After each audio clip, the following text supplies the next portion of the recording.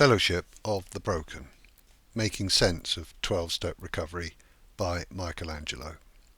Chapter 36, Step 4. Quote, made a searching and fearless moral inventory of ourselves. Close quote. Now we get down to action. If things are going to change, then we need to change. Nothing will change if we remain inactive and hope for the best. The proposed actions are uncomfortable, but they are necessarily uncomfortable because if we remain within our comfort zone, then we will remain where we are. We have made a decision to hand over our personal will, and that includes our will to remain personally comfortable. Step 4 is one of the more uncomfortable steps, but it's actually no big deal when fully understood. In order to get to the true meaning, we once again need to look at the wording in detail. The word searching means thoroughly investigating, especially in a disconcerting way. The word fearless simply means lacking fear. Well, this is easier said than done, because fear is a natural instinct of the personal ego self. The word moral is concerned with the principles of right and wrong behaviour, with right and wrong referring to what is acceptable and unacceptable in society. An inventory is a complete list of items. The word ourselves is again referring to the personal self, which comprises the body and personal ego mind. On the face of it then, step 4 seems pretty straightforward. What we are doing is taking an inventory of the personal ego mind. The trouble is that at this stage, the personal ego mind is who we think we are. Our inventory is to be searching, which implies that it will be unsettling and uncomfortable. The primary reason for addictive behaviour is to escape discomfort. Hence the idea of a searching personal inventory is understandably not appealing. The inventory is also to be fearless, which again raises a problem because we are fearful.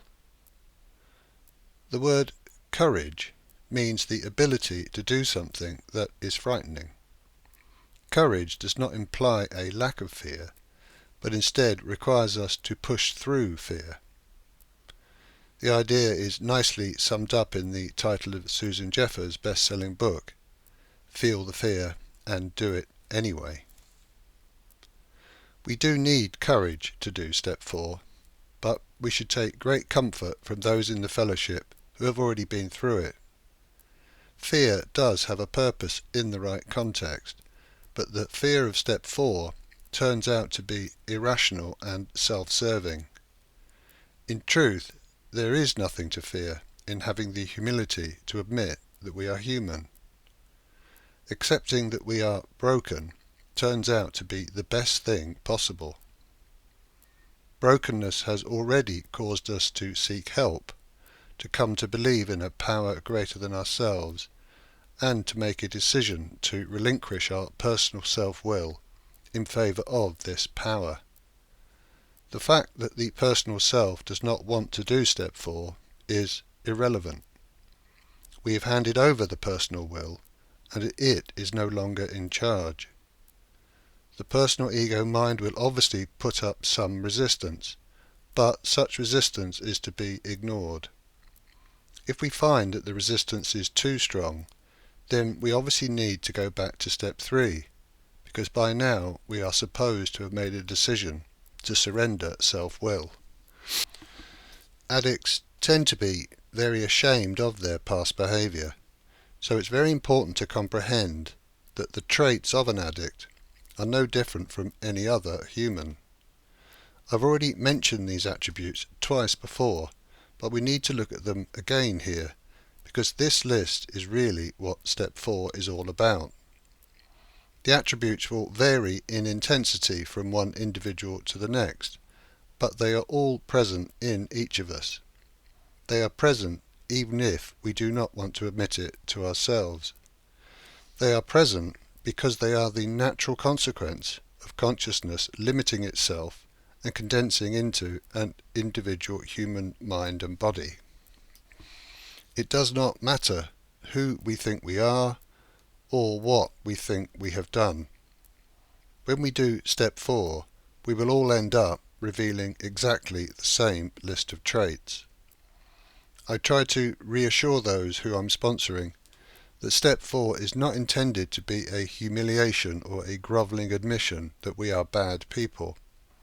Step 4 is just an honest self-appraisal that highlights the attributes of the personal ego mind. The good news is that the personal ego mind is not who we are. The process itself will reveal the original mistake in identity, and subsequently the aspects of personal self will gradually lose their intensity and fade away. If we honestly look at our past thinking and behaviour, then this will reveal the same list of traits for each of us.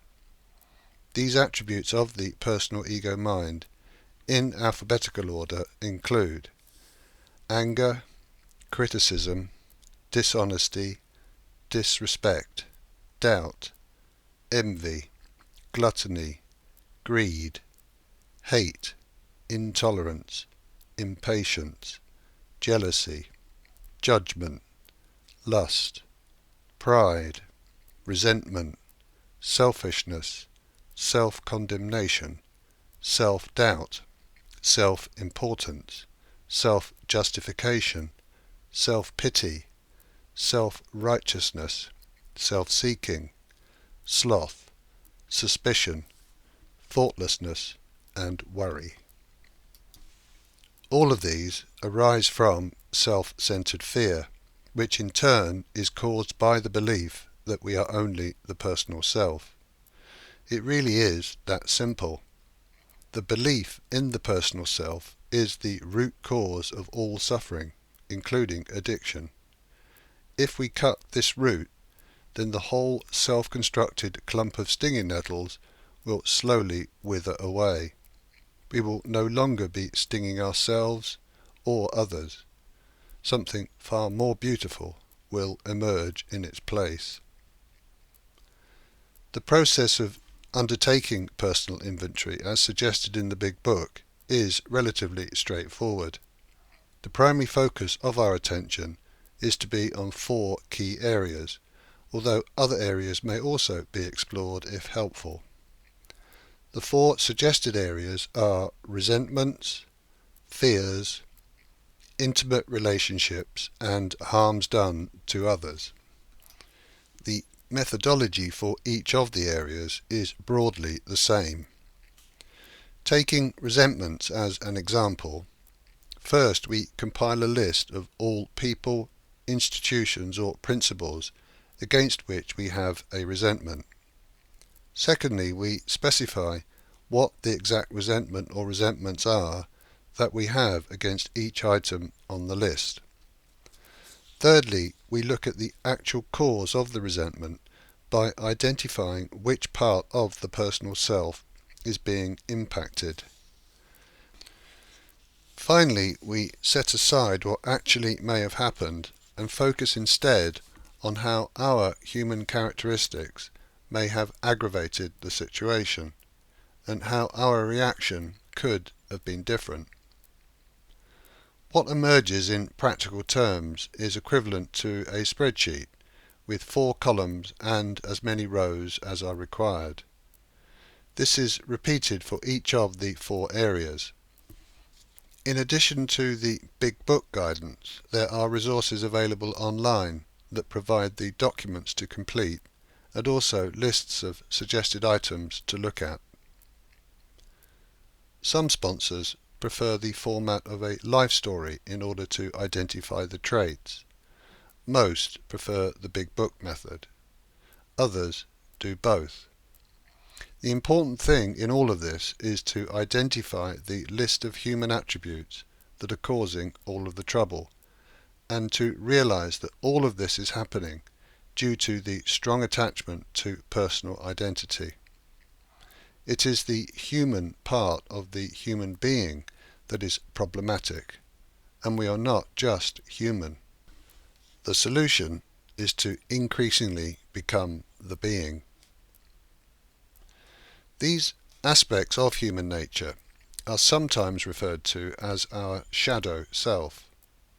The idea is that consciousness casts a shadow into the world through the individual soul, and then identifies itself with the shadow rather than as itself.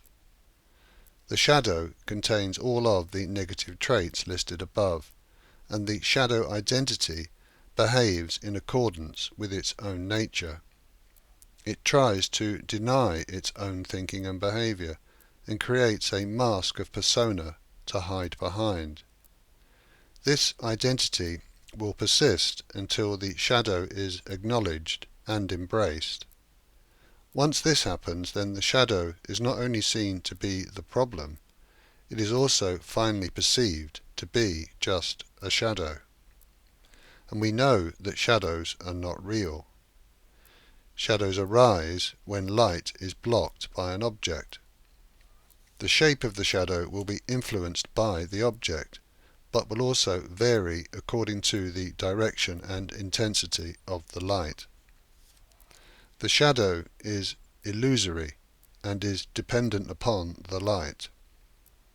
This shadow metaphor is useful up to a point. The shadow is the human ego mind, or the subtle level of the antakarana.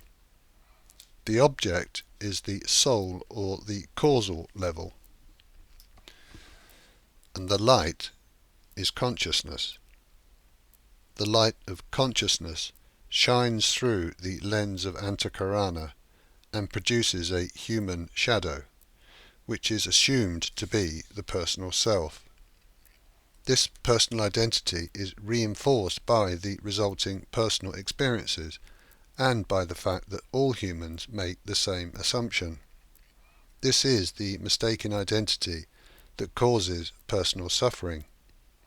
In truth, as we've seen, it is the differing vibrations of consciousness that play all of these parts, yet the metaphor does provide good insight into why we need to take inventory of the shadow self. A literal understanding of step 4 would be that the personal self needs to do this personal inventory even though it doesn't want to. In many cases, this will be the first time for such an undertaking. The idea of the inventory being searching and fearless is heard, but we are, nevertheless, uncomfortable and fearful. Procrastination is not unusual with step 4, but sooner or later, the fear of relapse outweighs the fear of looking at ourselves, and we get on with the work. We may experience emotional pain as we go through the process, but it gets a bit easier as the repeated patterns of thinking and behavior begin to emerge. A deeper understanding would be that step 4 is the beginning of the spiritual practice of self-awareness. The practice of writing down our past thoughts and actions and then reviewing them creates a small space between what is being seen and the observer who is seeing it. This is the first little detachment from the personal ego mind, and it means that we have to abide at a slightly deeper level of consciousness in order to do the work. The change may be subtle, but it is the beginning of the process of transformation. Self-awareness is one of the 3 primary components of spiritual practice, and we cannot become self-aware until we are willing to honestly look at ourselves. The next level of understanding would be that step 4 is just a process for identifying and relating to the egocentric nature of a human who is fully identified only as a personal self. The particular attributes are no different from any other human, but they have been amplified by the downward spiral of addiction. The traits are all based on self-centered fear and obviously result in selfishness and self-centeredness. This has been the cause of our addiction and all other problems.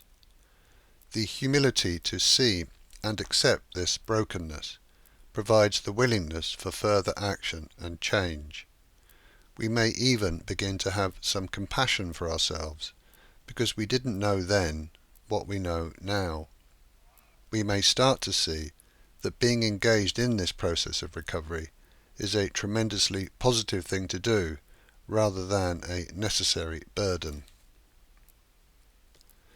The deepest level of understanding of step 4 is that the process is really just consciousness looking at its own shadow. The universal mind sees how the thinking and behavior of the personal ego mind has literally cast a shadow over this particular experience of life. Consciousness has somehow believed its own shadow into existence, and the idea of a personal self has then suffered the inevitable consequences. The attributes of ego are not seen to be wrong, but rather that they have a purpose in respect of survival of the individual body and mind. It has been the identification as a personal self and the resulting dominance of the negative attributes that has been the mistake. It's all been the play of consciousness, and perhaps the purpose has always been to bring about the awakening of non-personal consciousness that is now beginning to take place. My own experience of step 4 was more difficult than it needed to be. I just got to step 4 when I had my second relapse, which is probably not a coincidence. Once I sobered up, my sponsor encouraged me to get on with the work. It still took me another 5 months. It could have been even longer, but I was eventually asked to set my own deadline, and that gave me the incentive to finish by the target date. I'd spent my whole life in denial of my own thinking and behaviour, so it's no surprise that I struggled to take inventory. Having progressed in recovery, I now see that step 4 was a crucial and very necessary step along the way. As well as allowing me to clearly see the extent of my identification with personal ego self, it has also given me a powerful tool to use whenever something new comes along that causes personal disturbance. The truth is that any disturbance can only ever be personal, so a quick inventory and look across the columns will immediately show me what the problem is. Step 4 brings humility. It helps us to see how the personal ego mind operates in our particular case. Humility is essential to progress, and hence the more humility we have, the better. Having made our inventory, it now makes sense to increase our humility by sharing our findings with someone else.